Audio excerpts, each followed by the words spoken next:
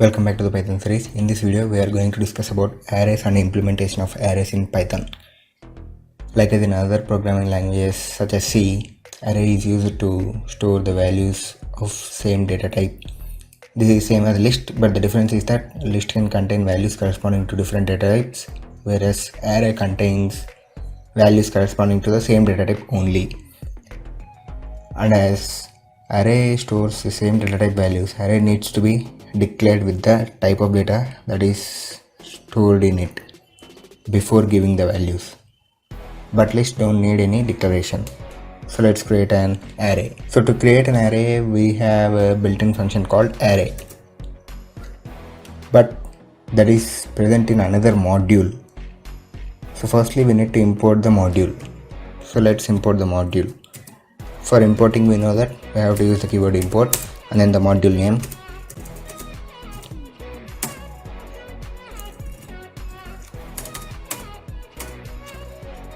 Import array. Sorry, spelling mistake. Import array. So let's create a array.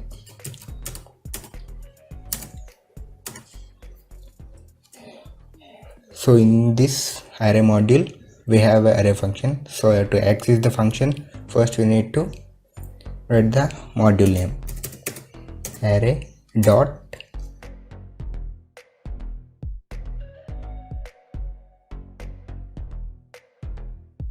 now how can we declare the type of the value? Until now we haven't given any data type, right? So how can we give the data type here, like integer, float, character, signed character, all of these? So for this, first we need to know about the type code. So here is the type code table.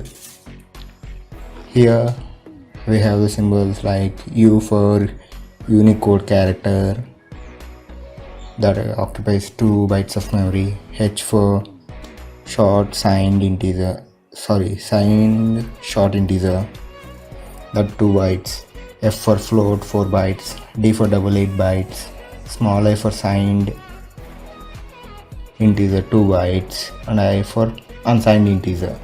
So now first let's discuss about the difference between signed and unsigned. The main difference is that signed holds both positive and negative values, whereas unsigned holds only the positive ones.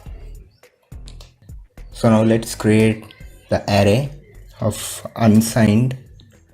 So for that, let's use capital I and then comma. We can give the array like as in list. So like as in list, array also has the functions of indexing, slicing and all. So let's give 65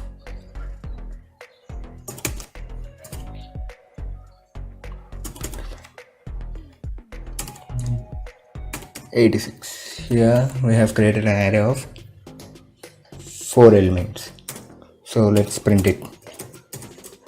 Print of bunch.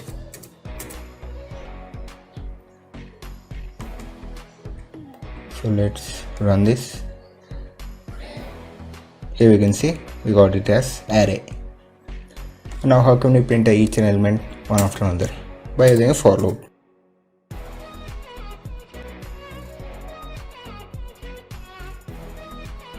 Here we use J for iterating to the bunch array. So let's run this. Here we can see we got all the elements. So now here we created only one array. So what about different arrays? For each time writing array.array is not that simple. So let's make it simple. We can make it simple in 2 different ways. That is, first by importing all the functions that are in the module array. Let's see how. From array import. To import all the functions, we need to use a key star. If we import all functions, there is no need to use the module name in front of each function. So now we can directly use the function name and then get the output. So let's run this. Here we can see we got the output. Another way, that is by creating an alias name for the module. So let's see this.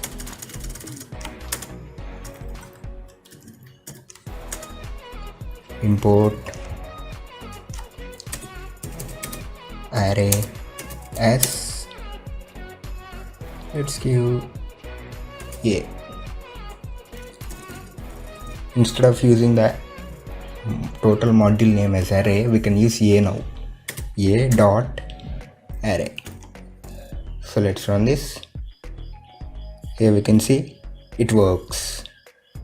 So now let's see some of the array functions. So let's see the first let's comment all this. So let's see count function. Bunch dot count of, here count will give the number of times a value is repeated, how many times a particular value is repeated. Let's give, first make a change here, 89 for 86. Here we have 286, right? So I have to give 86 here. 6 print.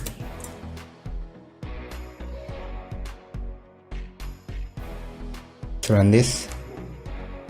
Here we can see we got 2, as 86 is 2 times present here. So we can also get the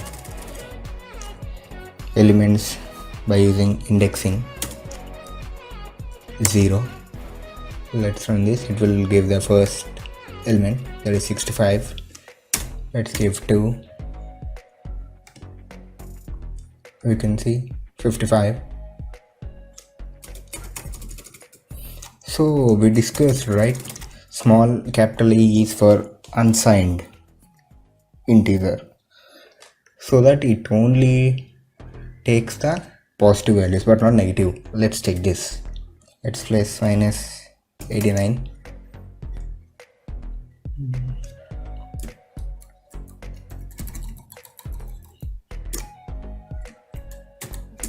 Uncomment all this. So let's run this.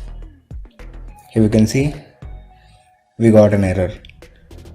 Can't convert a negative value into an unsigned int. So now if you change it to small I, that is signed int, now it will execute. So now how can we create an array by taking an input from the user? So let's find this. Let's make this into comments. First let's create a empty array. Let's name it as user space equals to a dot array of, let's take it as I and then a blank array. So we need to take the input from the user.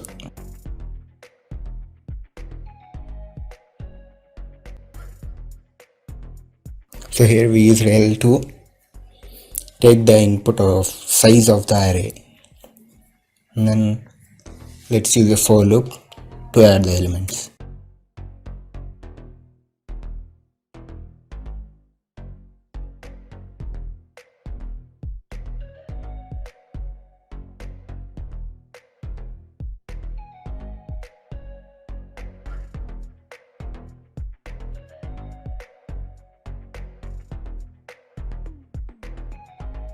Here we have a function append.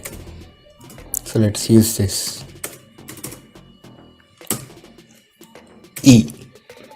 So let's run this. Oh, we got an error. We forgot to place a comma. Here we forgot to write the print statement. print of user. So let's run this. Let's give the size as 5. Let's give the elements as 65, 98, 75, 66. Last one is 23. Here we can see our array is created. So now let's see some more functions. First, comment this and then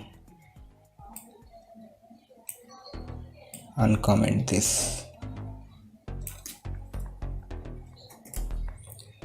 So we have a reverse function.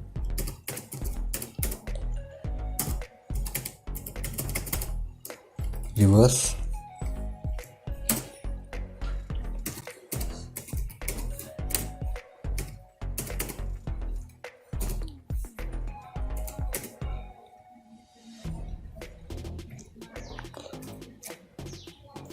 So let's run this. Here we can see we got the reverse of the elements. We can also find the index. Remove this.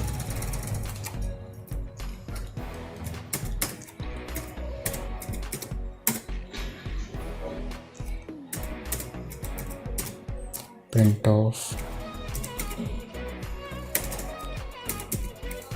bunch dot index of a particular element, let's say 55. So let's run this. Here we can see 2, 0, 1 and then 2. We also have another functions, so let's see them. Punch dot buffer info. It will give, let's first print it. Let's run this.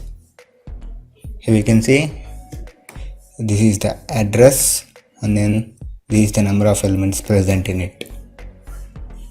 And now let's create another different array with the same elements as that of in bunches.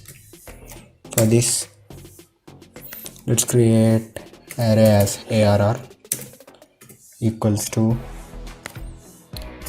a dot array of uses dot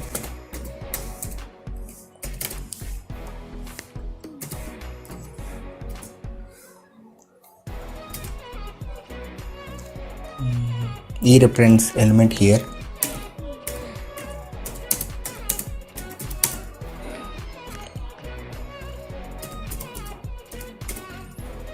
Here what happens is we are creating another array with the same elements in a situation that we don't know the actual one. Just we need to create another array with the same elements without knowing the elements in it.